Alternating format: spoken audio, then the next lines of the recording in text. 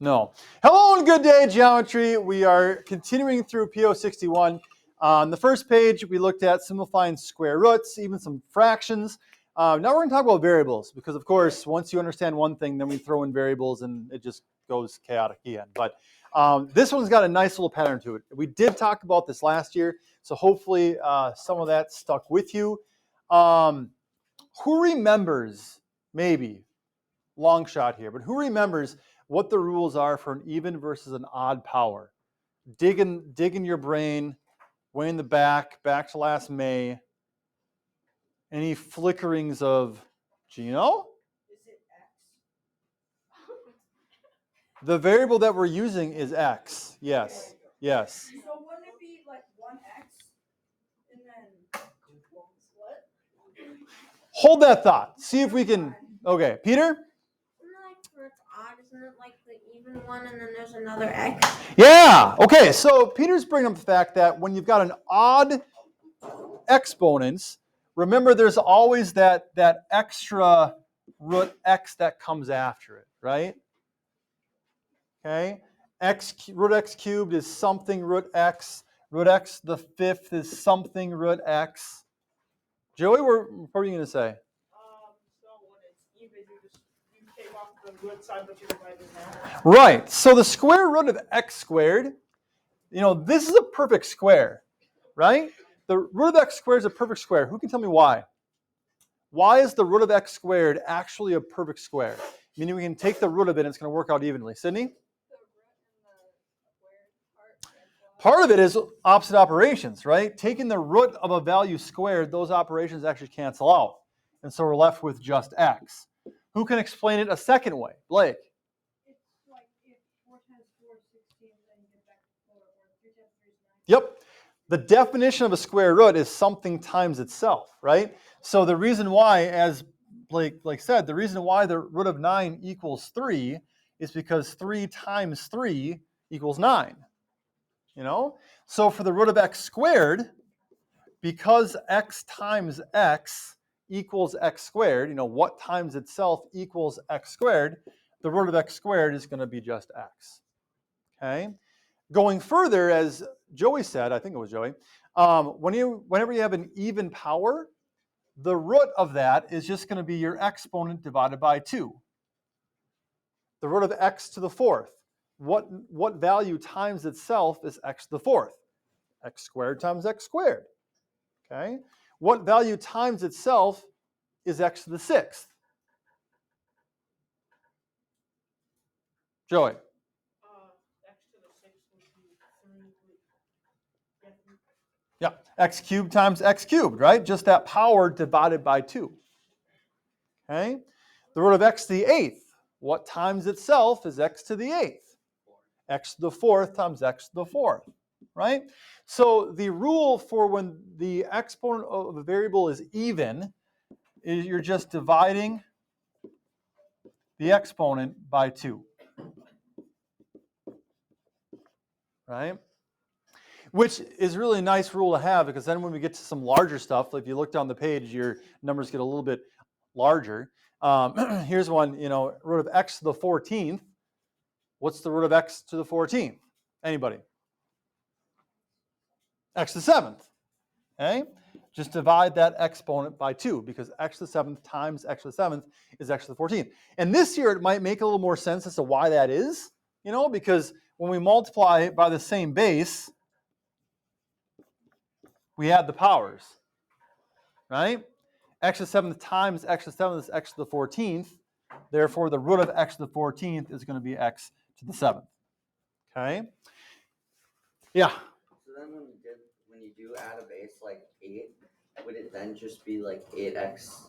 You would just divide the, divide x. Are you looking down the page a little bit? If you have a number and a variable, let's save that for now. To answer your question, you take the root of each of them and put them back together, but we'll save that for now. Yeah? I'm pretty sure I have the rule for what a variable is odd. Go for it. So for the odd one, you subtract the exponent by 1, do what you should do for an even, so divide it by 2. Right. Multiply it by x squared. X. Let's kind of break what we said. Joey said for when the exponent is odd, subtract it by 1 and then divide by 2. So for x cubed, we're subtracting that by 1 to get x squared and dividing by 2 to get x. Kind of what's going on behind the scenes here is we can rewrite this to be the root of x squared times the root of x. Kind of like we broke down the roots of numbers previously. You know, what are 2 factors of x cubed? One of them being a perfect square. That's kind of what we're doing here. X squared times x gives us x cubed, and we know that root of x squared is a perfect square. So by subtracting by 1, this is what we're doing. Okay? We can break down the root of x squared to be x, and the root of x can't do anything with it. For the root of x to the 5th, if we subtract 1, we're left with the root of x to the 4th times the root of x. Okay, when we say we're subtracting 1, we're pulling out a root x so that we have an even power left. And so the root of x to the 4th, the root of that is x squared, and then we have our root x that kind of tags along there. For the root of x to the 7th, we're going to subtract 1, but really what's happening is we're pulling out a root x, which is going to leave us with what? X to the 6th, which we know is a perfect square. The root of x to the 6th becomes x cubed, and that root x just tags along. Okay, so it kind of goes back to, and we didn't fill it in at the very top here, but the root of x just by itself can't be simplified because we don't know what x is. You know, we don't know if it's a perfect square or not, so we can't really do anything with it. But as soon as we start adding powers to it, the root of x squared can be simplified. And then every even power after that is also a perfect square. If it's not an even power, you subtract 1, or essentially pull out that root x, so you're left with an even power, and then just divide by 2. Okay? So when the variable is odd, you subtract 1, which essentially means pull out a root x, right? Then divide by 2. I say divide power by 2, because we now have an even power. Okay? Is that sitting all right with people?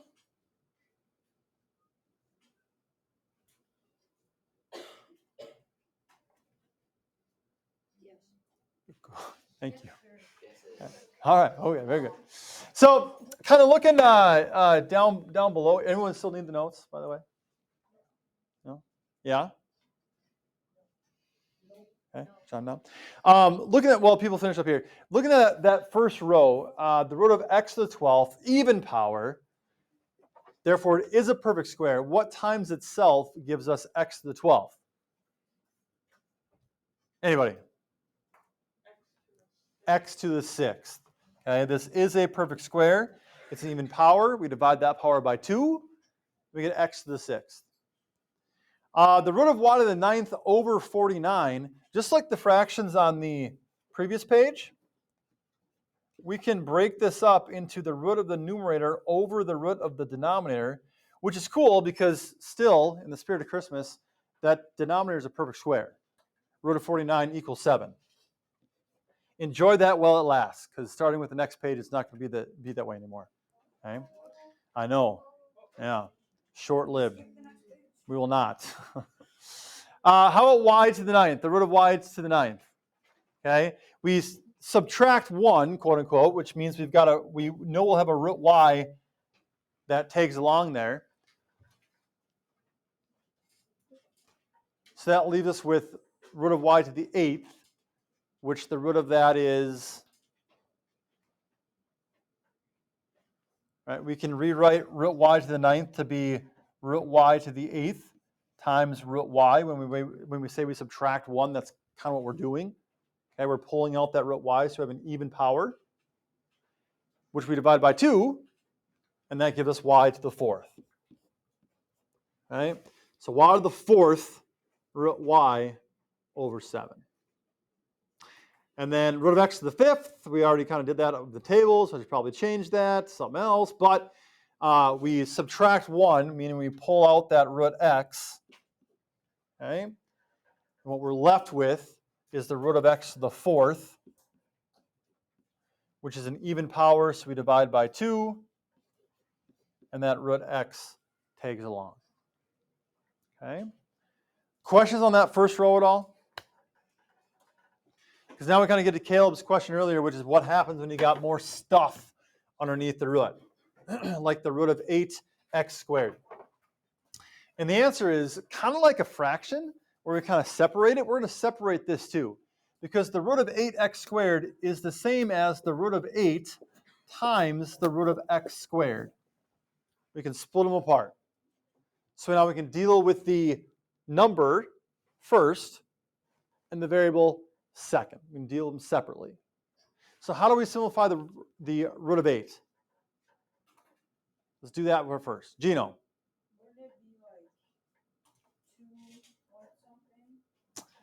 We're not looking to estimate it here. We want to simplify it. So like we did on the last page, we're going to look for 2 factors of 8, one of them being a perfect square. So kind of this is where, I always say math is a scaffold. It builds on itself, right? This is where last page comes in because we're simplifying numbers again. Yeah. Root 4 and root 2. Okay. That root 4 is our perfect square. So we get 2 times root 2. And then how do we simplify root of x squared? Just an x. Okay. So now we're left with 2 times root 2 times x. Since when we're multiplying everything here, we can kind of reorder it to fit what we want. Everything that's now outside of the root is going to go together in front, our 2 and our x. Everything that's inside the root stays inside the root and goes at the end. So 2x root 2 would be our final expression. 2x root 2. Okay. Let's look at, before we jump to a fraction, let's skip one, do root 32x to the 7th. Again here, we're going to break this up into our number and our variable separately. Root 32 and then root x to the 7th. How do we simplify root 32? Let's go with the largest perfect square. Make sure you have that. Caleb? Yeah, the answer. Not the final answer. Just let's do it step by step. How would you simplify root 32? 8 times 2, or not 8 times, wait, 8 times 4, because then the perfect square would be 2. 8 times 4, but if you kept that root 8 though, there's a larger perfect square that goes into it. 16. Okay. So just to be most efficient here and save some space, root 16 times root 2. That root 16 gives us our 4. Sometimes folks accidentally put a root sign over the 4 here. This step here, why we get that perfect square is so that we can take that root off, right?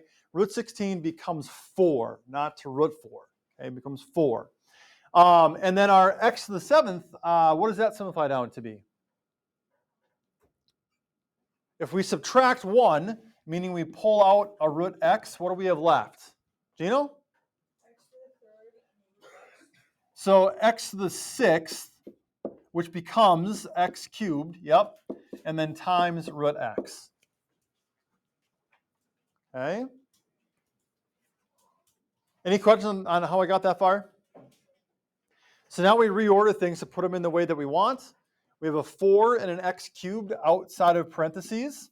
So they're going to go together out in front, kind of our coefficient to the root here.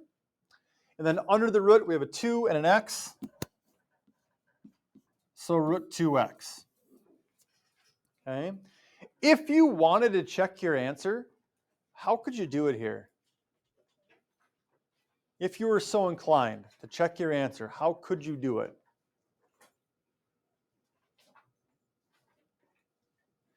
In our original expression, the root 32 of x to the 7th, X can be anything, right? So you'd pick a number for X. Since we're dealing with powers, you probably want to make it pretty small. Let's say 3. You would calculate in your calculator the root of 32 times 3 to the 7th. Whatever answer that is, probably a nasty decimal. You then go down here and take 4 times 3 cubed times the root of 2 times 3, and whatever nasty decimal that you get from that should match. Okay, so it is possible to check your answers here by picking a value for X, plugging it in, and making sure that your two values match, because we're simplifying, right? We're not changing the value, just writing it a different way. Okay? All right, no homework. We'll pick up with this on Monday. Tomorrow's a retake day. Count is due tonight. Football sheet is due tonight. That's how you math.